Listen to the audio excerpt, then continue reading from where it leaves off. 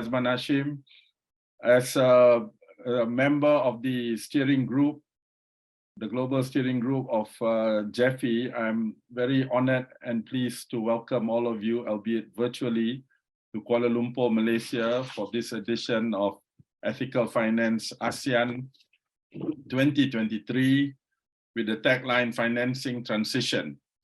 While it is a virtual summit, we look forward to the day when we can welcome all of you to Malaysia physically and to ASEAN and Southeast Asia in general. Ladies and gentlemen, as you know, we are living in interesting times.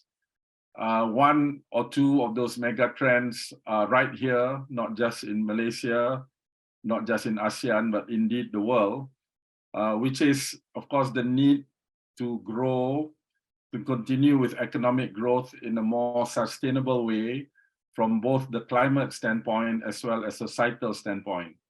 I think in that regard, finance and ethical finance in particular has a very significant role to play, as we all know, in order to finance this transition, to finance in a more green manner, but also to green the existing financial system.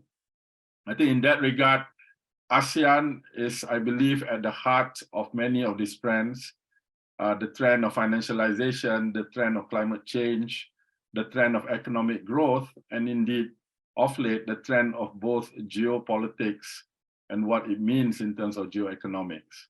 I would like to make three key points that perhaps may be relevant as the various participants and speakers will speak for the next day or so.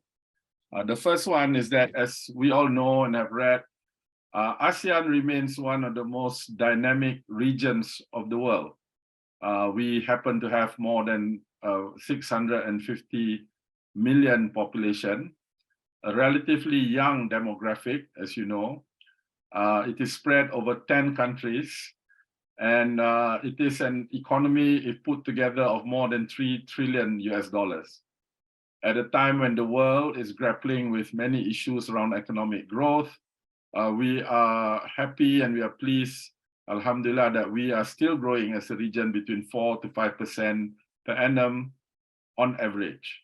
Of course, there is a big range of countries within ASEAN, as we know, from Singapore at the most developed end to the whole spectrum of the kind of developing and even frontier countries. What that also means is that this becomes a region where there is a lot of scope for experimentation, a lot of scope for trying out things, which brings me to my second point, really, and the need for climate action, for transition, for adaptation is wide in the region. This is one of the most biodiverse regions in the world, as we know. ASEAN is largely an archipelagic. It is an archipelago, which means that we have very long coastlines. We have big biodiversity. We are in many industries, from minerals to plantations, to manufacturing, to energy itself, which has a big impact on the climate. And therefore, while we are by and large, I think, doing many responsible things, I'm sure there is a lot of scope to do better. Which then brings that these challenges really represents opportunities for what ASEAN can do, as it has done progressively over the years. My own home country, Malaysia, for example, while indeed we have successfully transitioned the country from a more agrarian economy to manufacturing to a services-based and a very diversified industry, we have one of the most, I would say, best managed national oil corporations in the world in Petronas, in how we manage resource and resource rents. But nonetheless, indeed, as the ESG movement has found, there are many areas that we can, of course, still improve. Malaysia has always been able to successfully harness its relatively high savings rate and convert this into productive assets in terms of infrastructure. And now we are also in the process of harnessing the pension money and a lot of the various savings in its various forms into financial products, specifically in the Islamic finance market, to help to fund our transition in terms of climate adaptation and green financing for the next phase of our growth. And indeed, in the region, we have Singapore, which is one of the great financial centers of the world. We have Indonesia, which is the largest Muslim country in the world, which is embracing Islamic finance in a very big way. And Islamic finance can be part, and is indeed part of the overall ethical finance solution that will come to bear in terms of us coming together to deliver green solutions in terms of financing.